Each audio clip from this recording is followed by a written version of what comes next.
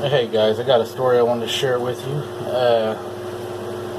It was published on April 12th of 1982 by the Oklahoman. I'm just going to read it to you. Since the winter day when he saw an animal he can't name, Billy Perry, that's P-A-R-R-Y, arms himself with a deer rifle whenever he goes across the creek to feed his hogs. Just a couple of days before the snow ice had landed in western Oklahoma this winter, Billy, a 15-year-old high school freshman, was scouting for coyote tracks along trail. It was actually Trail Creek near his home south of Vicky when a growl made him stop. The noise came from an animal standing on two legs about 20 yards away. He says, frightened, the young hunter dashed to his parked car and drove away. It was 4 or 5 feet tall and pretty wide, says Perry, an avid outdoorsman and hunter. It stood upright and kind of reddish-brown hair color. The Oklahoma published reports of the unidentified creature in western Oklahoma by the Perry family and others in the Dewey County area aren't the first in Oklahoma. In 1977, search parties were formed after similar sightings were reported in eastern Oklahoma near Bristow and Stillwell. Nothing was ever found. The Perry family says the animal prowled on their property and near their house for more than a month. This winter, it was an animal only Billy saw clearly. An animal, they say, smelled like sewer. See, there it is, it's staying at the house, kind of like what we had witnessed. Hair samples were found by Perry's house near Vicky, were sent to Hayden Hughes, Director of Sasquatch Investigation of Mid-America. The hair sample looked very interesting at this point. We cannot confirm what kind of animal it came from, as it is not in the database. He said an investigative sample is being forwarded to the Oklahoma State Bureau of Investigation Forensic Lab in hopes of an analysis. I feel it is just a matter of time before a Bigfoot is captured alive, Hughes said. When we do, in my opinion, we won't find a missing link, but an intelligent creature that has been pushed back into the wilderness and forced to migrate. Dewey County Sheriff Larry Pike, on the other hand, says he has heard of rumors about the strange animal, but nothing official, not that I can recollect. I have heard strange noises coming from the woods that I could not make out. Sightings also have been reported in nearby Roger Mills County. Lauren Dameron, a state game ranger in the county, says the animal was reportedly sighted within 2 to 3 miles of his house. He lives in southwest Cheyenne. In recent interviews, the Perry family told how the strange animal disrupted their lives for more than a month after Billy came home from the initial encounter and said, I saw a Bigfoot today. It seems that whenever you run onto these things, that they seem to follow you home. I think maybe it stays longer sometimes than it does others. It matches a lot of things that I've known to happen. Billy didn't say anything much. He listened to me, and when I got through talking, he picked up his gun and went out and fed his pigs, said Lonnie Perry. I didn't change his mind at all. But about a week later, Billy's 2-year-old sister, Melissa, became hysterical when she was frightened after seeing a bear in the window. Perry and his son immediately got their rifles and circled the house, each going a different way. They both smelled the odor like sewer, but didn't see the animal. A few days later, while hunting for a coyote, Perry heard barking noise and then saw a coyote cross toward the strange animal. But he couldn't get a clear shot at it. When the coyote arrived at the place where the animal was barking, there was a short, terrible fight with growls and screams. The coyote only yipped a couple of times, he relates. There wasn't much of a fight to it. The coyote didn't last long, Perry said. The next day, Perry found the spot where something had made short work of the coyote. There was assorted amounts of coyote hair in a spot the size of a card table, Perry said. The animal had to be pretty quick. He caught the coyote in an open place.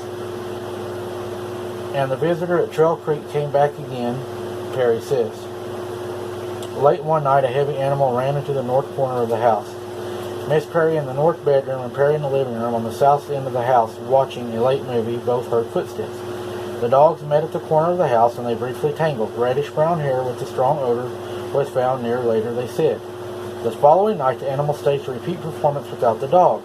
Again, it was late. The sound of the animal running woke Miss Perry. If I hadn't been here and you had told me this story, I'd have said you were goofy, Perry said. In the meantime, Billy noticed the sewer odor around the pig pen and heard something crunching through the brush. Billy claimed that he could smell that sewer odor stronger than the smell of the hogs, Linda said.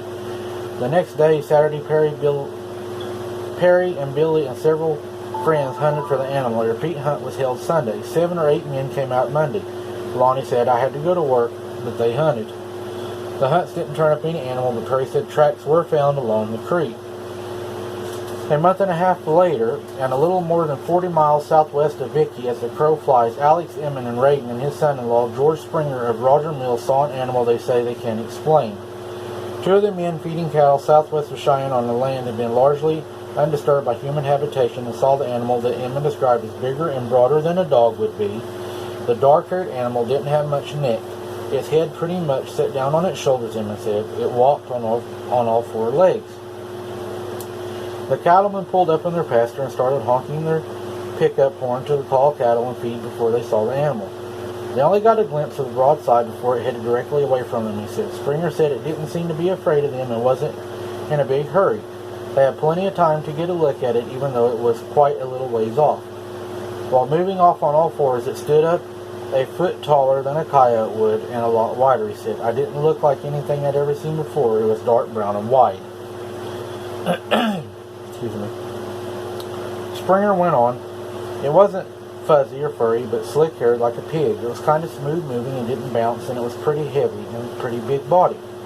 The 2 men watched it run away. Whew, excuse me.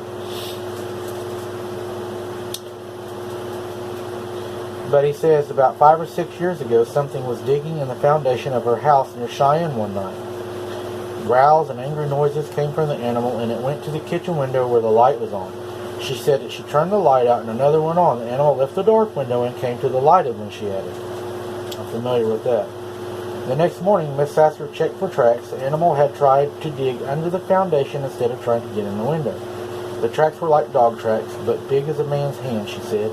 No claw marks showed on the tracks, but the claw marks did show where the animal dug against the house. Whatever it was finally gave up and went away. Her dog didn't challenge the animal, they just took off, she said. It makes me wonder what is out there. They need to find out what is going on. If there's a connection between these sightings, we need to find out what this is.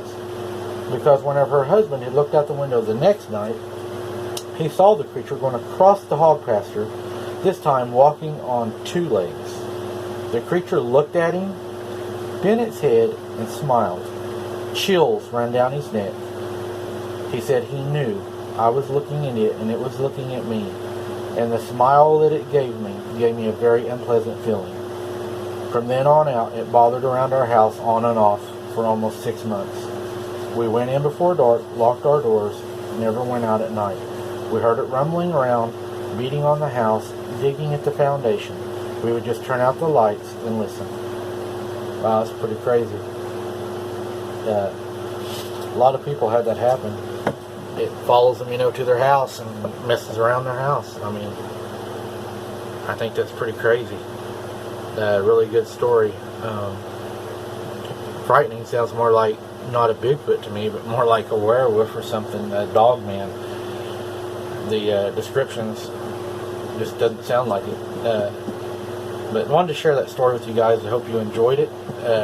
Going to be going out. We got a bad storm coming in Sunday, so it may keep us from going out in the field. But hope you enjoyed the story. It was interesting. I like reading stories, learning more about them and what's going on around. And it seems like a lot of these have a lot different description than what most people think that they are. But thanks for watching, guys.